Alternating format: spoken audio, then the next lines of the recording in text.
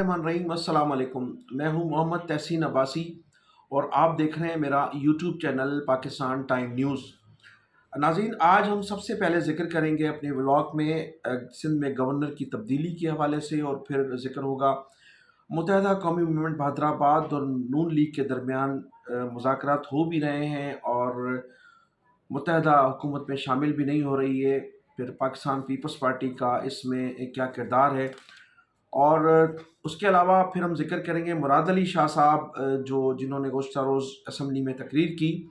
और तकरीर के दौरान उन्होंने सिंध और कराची की अलहदगी के हवाले से जो तहफ़्फ़ुज़ात का इज़हार किया, उसके पस पर्दा क्या कहानियाँ हैं, और इसकी तफसीलात भी मैं आपको बताऊँगा। आखिर में हम जिक्र करेंगे सिंध में वज़ारत आला के लिए जो दूसरे उम्मीदवार थे उन लोगों की काविशें क्या थीं, और उसमें पार्टी का क्या किरदार रहा, और पार्टी की नाराज़गी किस तरह से सामने आई। ये सब आज के व्लॉग में हम बताएंगे आपको। तो सिंध में कामरान टैसूरी साहब जो इस वक्त गवर्नर हैं, उनकी तब्दीली का तकरीबन फ़ैसला हो चुका है, और सिंध में नए गवर्नर के लिए जो नाम लिए जा रहे हैं वो खुशबख्त शुजात, जिनका ताल्लुक़ मुत्तहदा कौमी मूवमेंट से है। माजी में मुत्तहदा कौमी मूवमेंट 90 का हिस्सा थी, और फिर रुकन कौमी असम्बली भी रहीं। और गुज़श्ता दिनों जब कामरान टैसूरी साहब को गवर्नर बनाया जा रहा था तो उस वक्त भी इनका नाम उस लिस्ट में शामिल था, लेकिन इनका नाम इसलिए एतराज़ात उस पर सामने आए थे कि उन्होंने माफ़ कीजिएगा, उस दौर में हिंदुस्तान की हुकूमत को कोई ख़त लिखा था 90 की क़यादत के कहने पर, जिसकी वजह से उनका नाम शॉर्ट लिस्ट कर दिया गया था। फिर कहा जा रहा था कि आमिर ख़ान को जो है वो गवर्नर बनाया जा रहा है, और आमिर ख़ान साहब का नाम इसलिए उस लिस्ट से निकाल दिया गया क्योंकि वो मुस्तफ़ा कमाल साहब की क़यादत में काम करने के लिए तैयार नहीं थे, और वो नहीं चाहते थे कि मुस्तफ़ा कमाल की क़यादत में मुस्तफ़ा कमाल उनके लीडर बने और वो उनकी क़यादत में काम करें। इसलिए आमिर ख़ान का भी नाम जो है वो निकाल दिया गया था उस लिस्ट से। अब आमिर ख़ान को क्यों गवर्नर बनाया जा रहा था? तो आमिर ख़ान जो थे वो मुत्तहदा कौमी मूवमेंट 90 में रहते हुए मुक़्तदर हल्कों के लिए काम कर रहे थे, और मैं 22 अगस्त 2016 का मैं एनी शाहिद हूँ, वहाँ दूसरे दोस्त भी मौजूद थे, जब बानी मुत्तहदा अल्ताफ़ हुसैन साहब का ख़िताब था, और जिसमें उन्होंने एक गलती की थी जिसकी वजह से उन पर पाबंदी आयद की गई थी। तो उसमें उस माइक पर आमिर ख़ान जो थे मौजूद थे, और आमिर ख़ान बार बार ये दरख्वास्त कर रहे थे बानी मुत्तहदा अल्ताफ़ हुसैन साहब से कि अब भाई पाकिस्तान में रहने को दिल नहीं चाहता, और पाकिस्तान में जिस तरह से उर्दू बोलने वालों के साथ ज़्यादती हो रही हैं, तो हमें अब पाकिस्तान में बिल्कुल नहीं रहना चाहिए, हमें पाकिस्तान में रहने का दिल नहीं चाहता। तो मुसलसल उनकी जानिब से ये कहा जा रहा था, जिसके बाद बानी मुत्तहदा अल्ताफ़ हुसैन साहब ने जो एक दो लफ्ज़ कहे थे पाकिस्तान के ख़िलाफ़, जिसकी वजह से उन पर पाबंदी आयद की थी, लेकिन अल्ताफ़ हुसैन साहब ने फ़ौरी तौर पर उसकी माफ़ी भी हुई थी, और वो कई मरतबा इससे माफ़ी भी मांग चुके हैं। तो उसके बाद फिर 90 पर जो रेंजर्स का ऑपरेशन था उसमें भी देखा जा सकता है उन दिनों की अगर फुटेज आप निकालें,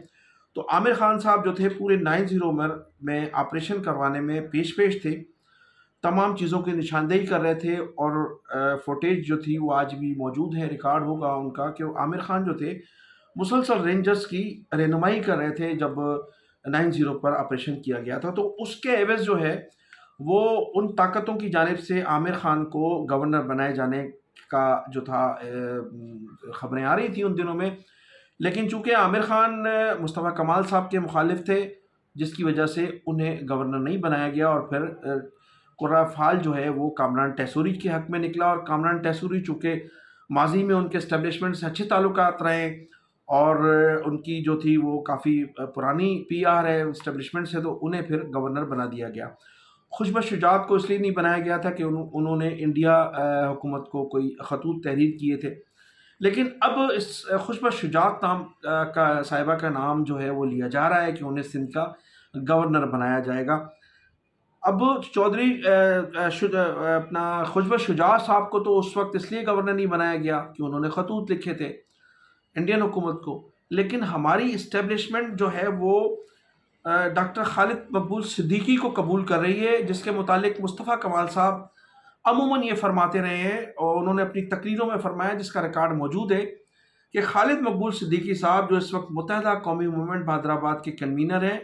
قومی اسمبلی کے رکن بھی ہیں، کہ یہ خالد مقبول صدیقی ہندوستان میں گئے تھے، ہندوستان جا کر انہوں نے پاکستانی پاسپورٹ کو پھاڑ دیا تھا، اور پھر انڈین پاسپورٹ پر انہوں نے ٹریول کیا تھا، لندن گئے تھے۔ تو یہ تمام باتیں جناب مصطفیٰ کمال صاحب کئی مرتبہ دہرا چکے ہیں، اور وہ بار بار اس وقت اسٹیبلشمنٹ کو یہ باور کراتے تھے کہ یہی خالد مقبول صدیقی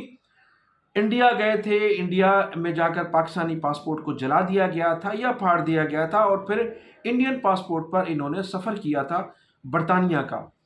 تو آج اسٹیبلشمنٹ نے ان کو قبول کیا ہوا ہے، اور وہ کنوینر ہیں اس وقت متحدہ قومی موومنٹ پاکستان کے۔ تو یہ تضاد کیوں ہے؟ اس وقت خوشب شجاعت کو محض اس لیے نہیں بنایا گیا کہ انہوں نے انڈیا کو خط لکھا تھا، لیکن خالد مقبول صدیقی صاحب تو از خود جو تھے انڈیا میں بیٹھ کر پاسپورٹ پھاڑتے ہیں پاکستان کا، اور پھر انڈین پاسپورٹ پر سفر کرتے ہیں برطانیہ کا۔ یہ میں نہیں کہہ رہا، یہ خالد مقبول صدیقی صاحب کے متعلق ان کے جو ایم این اے ہیں، ان کے جو ڈپٹی کنوینر ہیں، وہ مصطفیٰ کمال صاحب، وہ کئی مرتبہ فرما چکے ہیں۔ تو ہم دوستوں کا یہی سوال ہے کہ اسٹیبلشمنٹ نے ایسے لوگوں کو پھر کیوں قبول کیا ہوا ہے؟ الطاف حسین صاحب کی ایک تقریر پر تو آپ نے اس پر پابندی لگا دی، لیکن اس شخص پر کو آپ نے جو ہے وہ کیوں قبول کیا ہوا ہے جو پاکستانی پاسپورٹ کو پھاڑ کر انڈین پاسپورٹ پر برطانیہ کا سفر کر رہا ہے؟ تو اب میں ذکر کروں گا ناظرین، متحدہ قومی موومنٹ اور مسلم لیگ نون کے درمیان جو سلسلے ہیں، جو رابطے ہیں،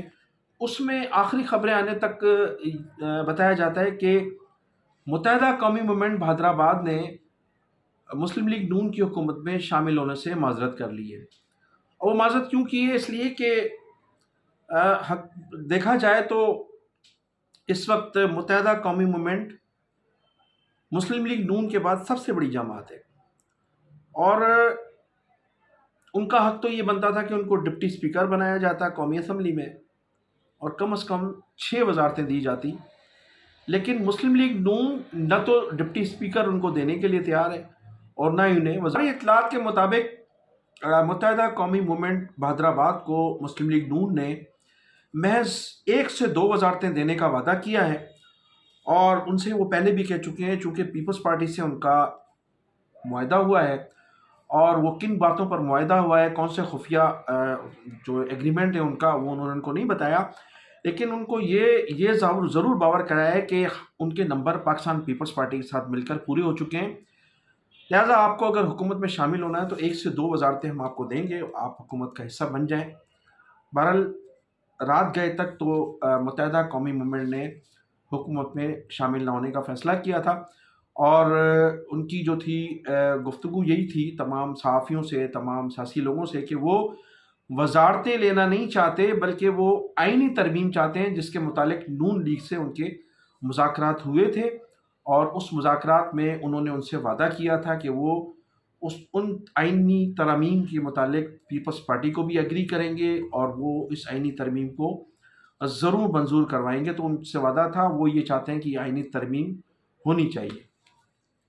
اب میں ناظرین ذکر کروں گا مراد علی شاہ صاحب کا، جنہوں نے صوبائی اسمبلی میں تقریر کی، اور تقریر کے دوران اچانک اس ایشو کو انہوں نے اٹھایا کہ کراچی جو ہے وہ سندھ کا حصہ ہے، اور جو لوگ سندھ اور کراچی کو الگ کرنا، سندھ سے کراچی کو الگ کرنا چاہتے ہیں، وہ بھول جائیں۔ ماضی میں انہوں نے کہا کہ 85 سے یہ گفتگو ہوتی رہی ہے، اور یہ کسی صورت بھی نہیں ہو سکتا۔ پھر ان کا اشارہ تھا کہ وہ شخص جو یہ کہتا تھا، وہ اس وقت انہوں نے پھر صوبائی اسمبلی کے جو اراکین تھے متحدہ قومی موومنٹ حیدرآباد کے، ان کی طرف اشارہ کیا کہ وہ شخص کہتا تھا، اور اس کو آج آپ بھی تسلیم نہیں کرتے ہیں، لہٰذا آپ کراچی کو سندھ سے الگ کرنے کی بات نہ کریں۔ مراد علی شاہ صاحب کو میں باور کراتا چلوں کہ الطاف حسین صاحب نے کبھی بھی جو ہم نے ان کی گفتگو سنی ہے یا جو ہم محسوس کرتے رہے، انہوں نے ہمیشہ سندھی مہاجر اتحاد کی بات کی ہے اور کبھی بھی سندھ کو کراچی سے الگ کرنے کی بات نہیں کی۔ لیکن اس کی جو ابتدا ہے، اگر مراد علی شاہ صاحب ماضی کی طرف جائیں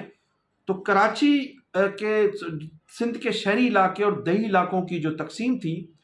وہ 1973 میں ذوالفقار علی بھٹو صاحب کے دور میں ہوئی تھی، جب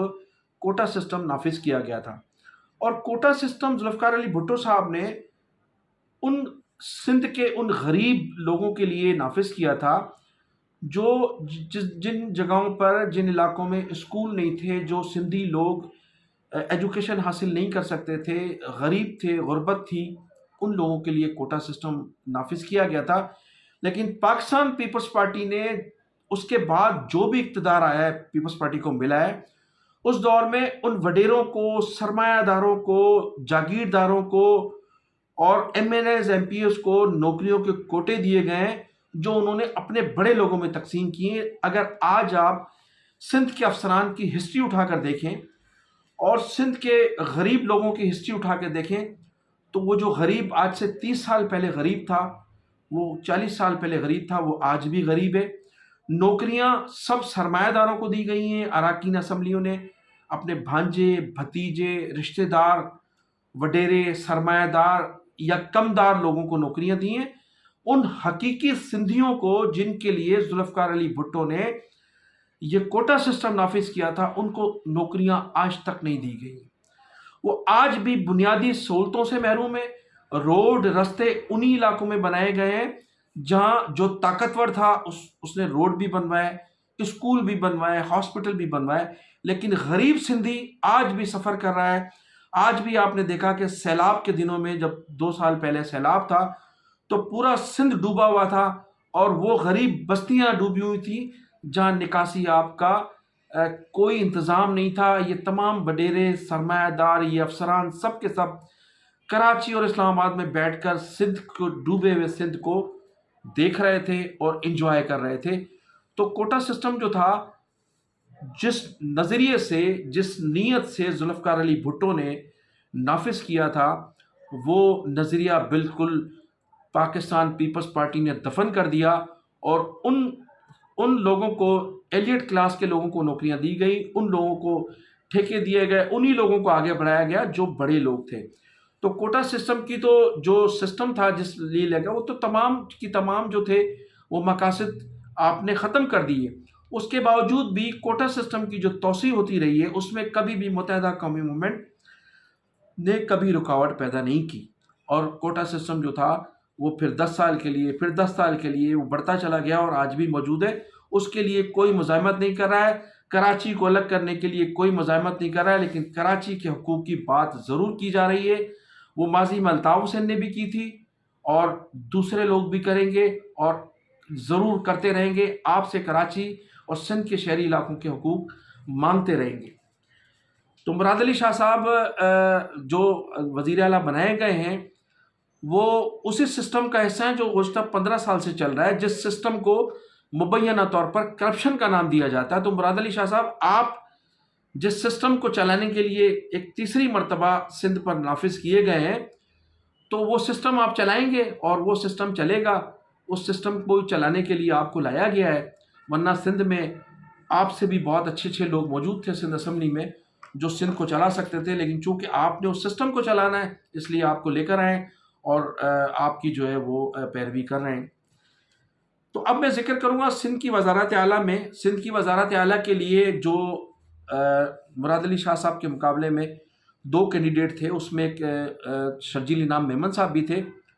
اور دوسرے تھے سید ناصر حسین شاہ صاحب۔ اب ناصر حسین شاہ صاحب کے لیے میں آپ کو بتاتا چلوں، شرجیل میمن کے لیے تو میں نے نہیں سنا، اور میں نے کسی کا نہ ولاگ سنا کسی اینکر کا، نہ ہی کسی اینکر نے اس کو سپورٹ کیا۔ لیکن ناصر شاہ صاحب کے لیے لاہور، اسلام آباد اور کراچی کے متعدد اینکرز نے، یوٹیوبرز نے انہیں تقریباً وزیر اعلیٰ بنا دیا تھا، اور یہ کہا جا رہا تھا کہ بس مراد علی شاہ صاحب جو تھے وہ ناکام ہوئے تھے